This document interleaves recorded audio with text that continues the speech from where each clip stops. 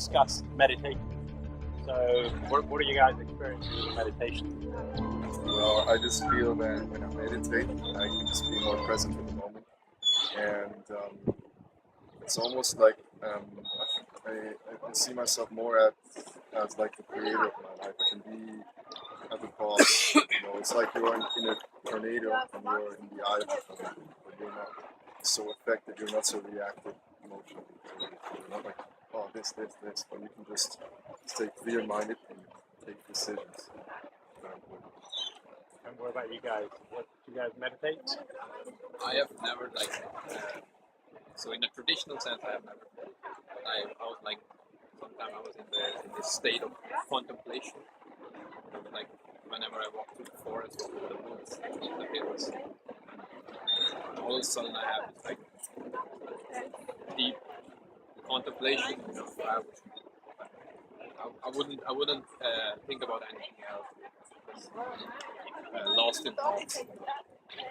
I wouldn't call it meditation. A spiritual experience, I would say. Well, prayer is also a meditation. Yeah. When you pray, you're almost you're meditating because you're quieting your mind down. So anything that allows you to quieten your mind down and control your mind is considered meditation. So you were probably meditating. Yeah. Yeah, it could be. Yeah. And what about you? What's your experience with meditation? Yeah, I tried it. I want to keep doing it. The longest was 75 minutes. I really tried to do 2 hours. That's my goal. Okay. 2 hours of meditation. That's pretty good. Yeah, 2 hours. There's a guru, Sadhguru in India, and he says if you can be completely present here and now for 5 minutes a day, you can totally change it. So if you could meditate consistently for 5 minutes, where you empty your mind and you're in the present here and now, your experience. What was your experience with meditation? Yeah. The longest was 75 minutes, and my goal is 2 hours. Definitely try that. Okay, all right. But do you guys know what meditation is? Well, I think meditation is just. I would say meditation is like a tool, like to evolve. You learn to hold the balance between being focused and centered, and at the same time being relaxed. And it's like an equilibrium, and it's always going back and forth. Like you learn to calibrate to the state that you're in right now. Like it's some days you might be more tense, some other days you might be more relaxed. So when you're more tense, you have to add more relaxation. You have to breathe in and relax. When you're too relaxed, you're almost falling into unconsciousness, and then you need to amplify the focus. Yeah, That's good. Very good. The way I see meditation is, you go to the gym for your body. Meditation is like going to the gym for your mind. that's fun. Because your subconscious mind is it's like a very strong bull, but just like a bull in a china shop, it's scattered. It's running this way, it's running that way, it's everywhere. And so an untrained mind is a powerful bull, but like a gun, if you're firing everywhere, it's not it's not concentrated. Meditation allows you to bring your mind under control, bring that bull under control, and now you can focus it. So now you can focus it on that specific task. So, for example, if you're doing your essay, and all the time you're thinking about,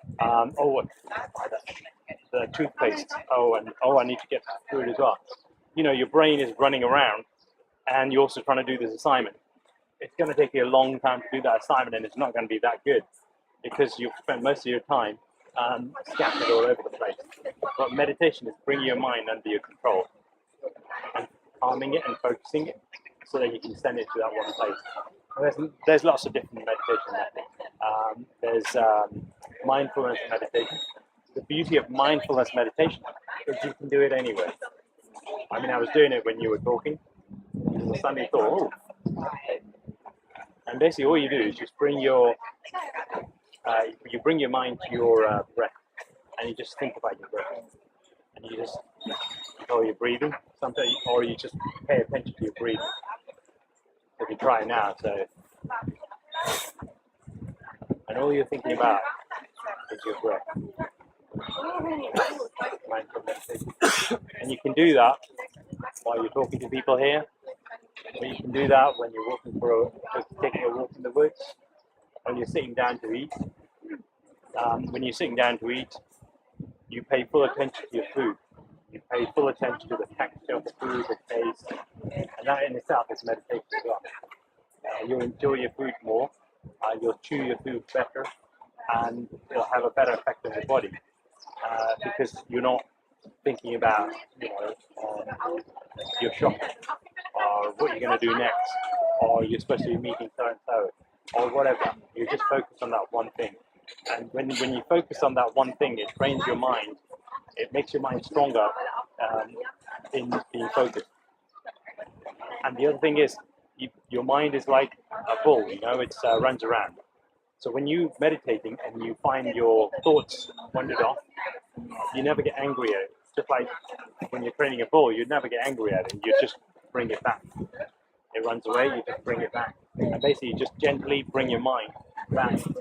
And you just keep doing it. And what that will do is it'll make the time that you're focused, it'll make that time longer and longer slowly.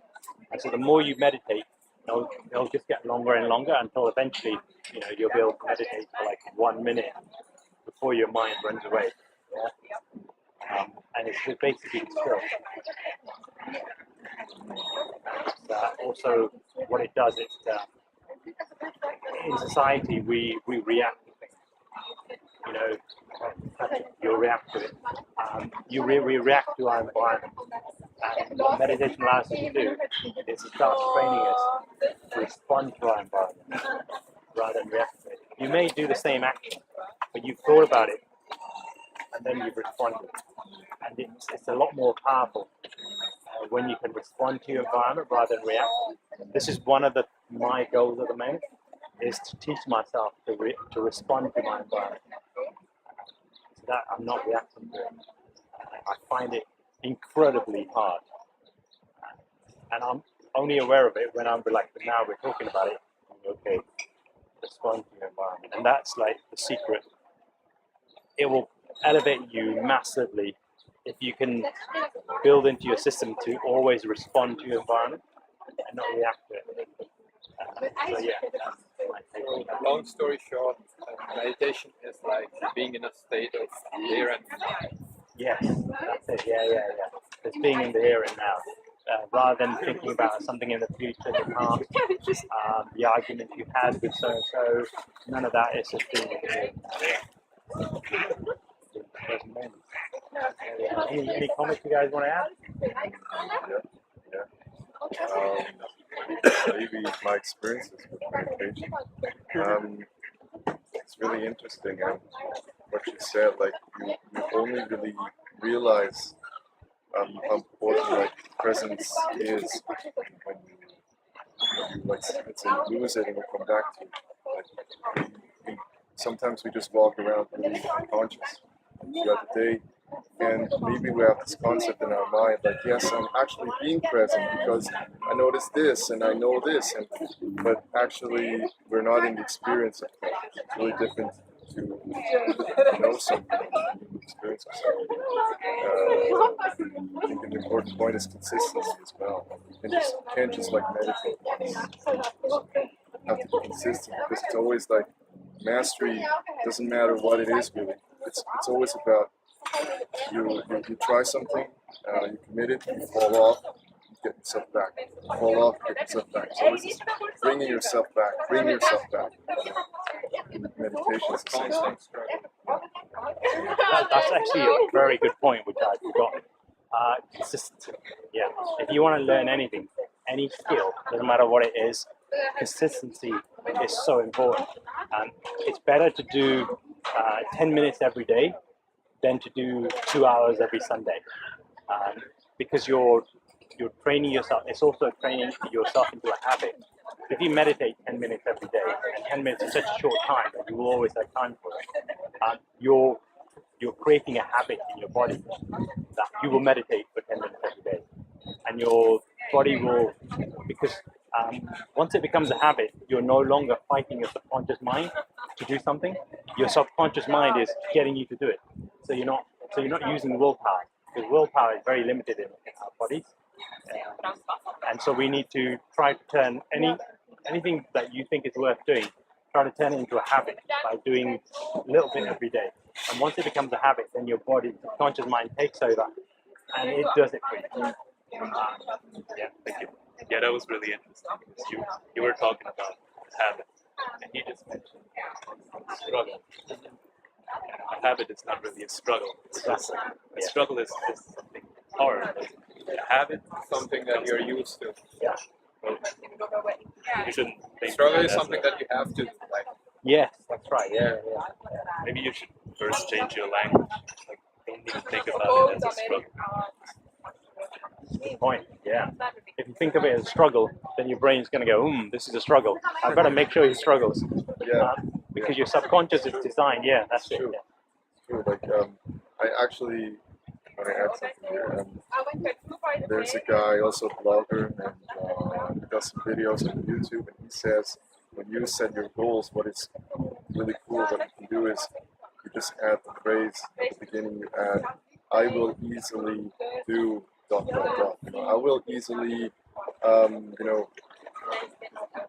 do, then be specific, and then the date. And just by through this phrase, you just it really helps your mind. Just engage in the habit, you start. And even when it's hard, you're not naming it that way. You're not, Yeah, your subconscious mind is designed to prove you right. So if you're going, this is too hard. This is too hard. Yeah. Your brain's going, okay, well, I don't want him to be a liar. You find the reasons why it's hard. That's right, and it will make sure it's hard. Yeah. But if you, one of the things, that's a good point. One of the things I use for my own words is I intend to be. I intend to have a strong, healthy, flexible body, mind, and spirit. So I know I haven't got it at the moment, but I intend to have it in the future. So that's what I use for myself, and that's what I think works for me. But yeah, I like yours as well. Always going to be easy, because if you say to yourself, "I'm strong, healthy, and flexible in body, mind, and spirit," every time you say it, back of your mind's going, "No, you're not." So because you're not at that point, so you have to make it something that's going to happen in the future soon. So I intend to be strong, healthy, and flexible, rather than I am already that. Because then you're always going in your brain every time you say, "No, you're not," and then it's like, "Oh, I'm lying to myself here." So yeah. Well, I want to add something here. But what I do, what I really like to do is to just write down. For example, I have this paragraph, and for example, I'm an entrepreneur, I have my own business, and I can, coach people, for example, and I write it in present. Just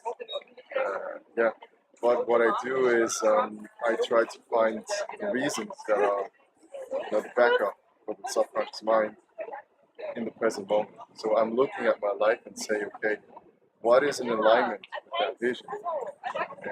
So that helps me to be like, that really helps me to be like brought into the vision. So that's like an opposite.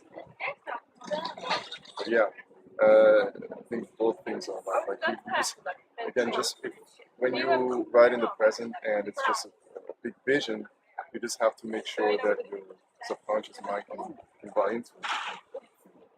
Look for the reasons. And if you don't, it's also good to use that phrase. Yeah, that's a good point. Yeah, very good point. I like that. Very good. Right. So, so that's the end of that video. So this is the Basel Posse.